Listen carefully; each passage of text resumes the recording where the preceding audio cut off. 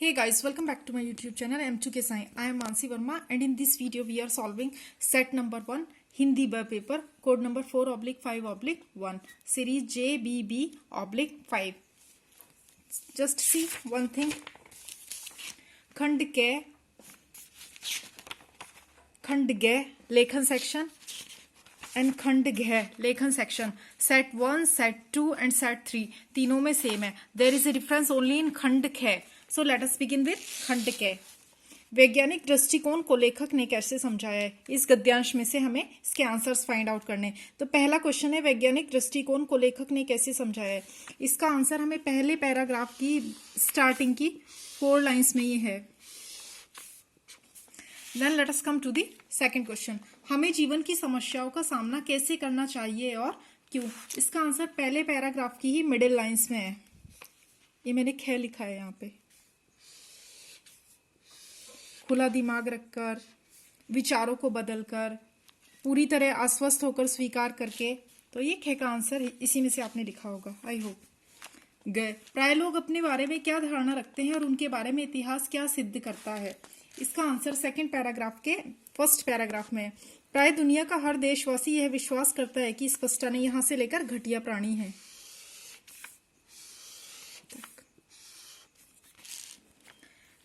इससे ये जो क्वेश्चन गया है ये 2 पार्ट्स में है. देखिए द फर्स्ट पार्ट प्राय लोग अपने बारे में क्या धारणा रखते हैं and the second part is और उनके बारे में इतिहास क्या सिद्ध करता है. तो इसका हमने यहाँ से लिया है. इतिहास इस बात का प्रमाण है कि ऐसे देशों में कुछ विशेष परिस्थितियों में मजबूर होकर यह मानना पड़ा है कि उन्हें भी हराया जा सकता है. ये इतिहास प्रूव करता है. देन क्वेश्चन घ लेखक के अनुसार हम किन बातों में अन्य लोगों से श्रेष्ठ हैं, उनमें बदलाव की आवश्यकता क्यों पड़ सकती है. ये भी 2 पार्ट में आंसर लिखना है. इसका भी 2 नंबर्स के लिए है ये क्वेश्चन. ये देखिए इसका आधा आंसर यहाँ से. हम कई चीजों में दूसरों से श्रेष्ठ हैं. देन इट कम्स टू आध्यात्मिकता और नैतिकता में दूसरों से ऊंचे हैं. लेकिन आगे के पार्ट में लेखक कहते हैं उनमें बदलाव की आवश्यकता क्यों पड़ सकती है. तो ये देखिए इसका आंसर यहाँ से है दूसरों से ऊंचे हैं. फिर यहाँ पर लिखा है देखिए एक ही बात को पकड़कर बैठे रहना जड़ता को जन्म देता है.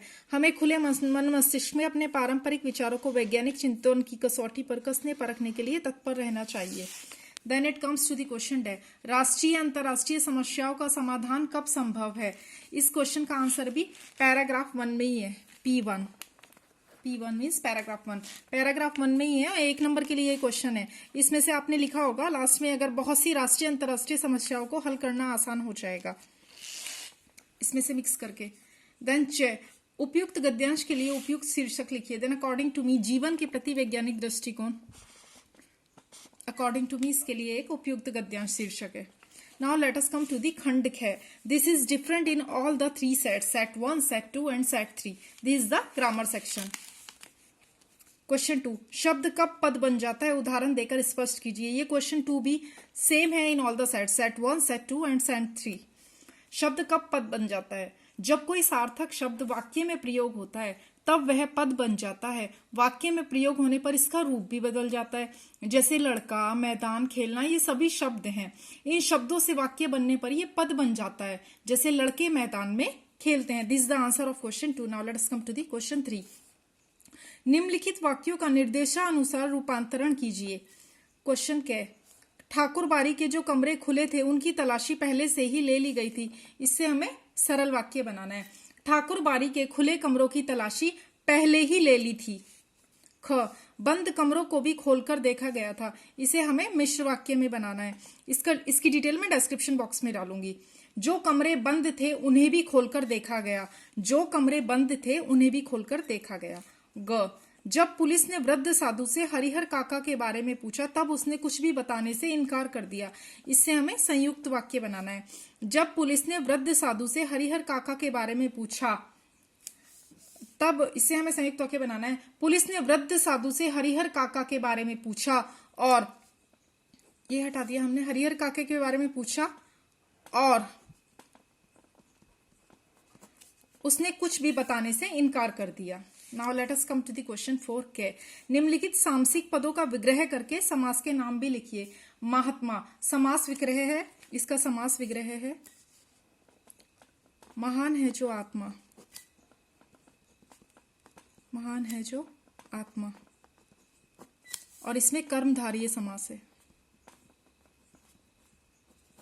कर्मधारय समास। देन खाना पीना, इसमें खाना, इसका समास विग्रह है खाना और पीना, खाना और पीना, और इसमें द्वंद्व समास, द्वंद्व समास का यूज हुआ है। क्वेश्चन 4 है, निम्नलिखित पदों के समस्त पद बनाकर समास के नाम भी लिखिए। धीरे ही धीरे, इसका समस्त पद है धीरे धीरे, धीरे धीरे, और इसमें अव्ययी भाव, अव्ययी भाव समास यूज हुआ है, अव्ययी भाव समास। नाउ सेकंड, बंधन से मुक्त, दैट इज बंधन मुक्त, बंधन मुक्त, इसका समास समस्त पद है बंधन मुक्त, और इसमें अपादान तत्पुरुष समास यूज हुआ है, अपादान, अपादान तत्पुरुष समास यूज हुआ है इसमें। Now let us come to the question 5।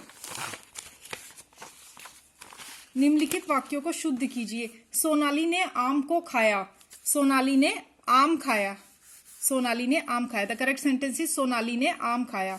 Now question 5 ख, जब भी आप आओ मुझसे मिलो। इसको हम दो तरीके से लिख सकते हैं, देखिए, जब भी आप आओ मुझसे मिलना, and the second one is जब भी आप आओगे मुझसे मिलना। तो आपने दोनों में से जो भी लिखा है, I think both are the correct. जब भी आप आओ मुझसे मिलना, जब भी आप आओगे मुझसे मिलना। ग, उदिता छत में खेल रही है। Here we have replace the word छत में, छत पर, उदिता छत पर खेल रही है। नाउ माउंट आबू की प्राकृतिक सौंदर्यता देखते ही बनती है। माउंट आबू का प्राकृतिक सौंदर्य देखते ही बनता है। Correct sentence is mount Abu का प्राकृतिक सौंदर्य देखते ही बनता है। नाउ क्वेश्चन 6, निम्नलिखित मुहावरों को अपने वाक्य में प्रयोग कीजिए। द फर्स्ट वन इज आंखों में धूल झोंकना। फर्स्ट वन इज आंखों में धूल झोंकना, इसका अर्थ है धोखा देना, धोखा देना, और इसका वाक्य प्रयोग है, परीक्षा कक्ष में सोहन ने अपने अध्यापक की आंखों में धूल झोंकने की बहुत कोशिश की, लेकिन वह सफल नहीं हो पाया। नाउ ख, कूट कूट कर भरना, इसका अर्थ है अधिक मात्रा में, अधिक मात्रा में। वाक्य प्रयोग है, झांसी की रानी में देशभक्ति कूट कूट कर भरी थी। द थर्ड वन इज हक्का बक्का रह जाना, इसका अर्थ है हैरान रह जाना, हैरान रह जाना। वाक्य प्रयोग, सोने के चढ़ते भाव देखकर सभी हक्के बक्के रह गए। Now the last one, sixth है, अपने पैरों पर खड़े होना, इसका अर्थ है स्वावलंबी, स्वावलंबी होना। वाक्य प्रयोग, गांधी जी ने देशवासियों को अपने पैरों पर खड़े होकर ही स्वावलंबी बनने की शिक्षा दी।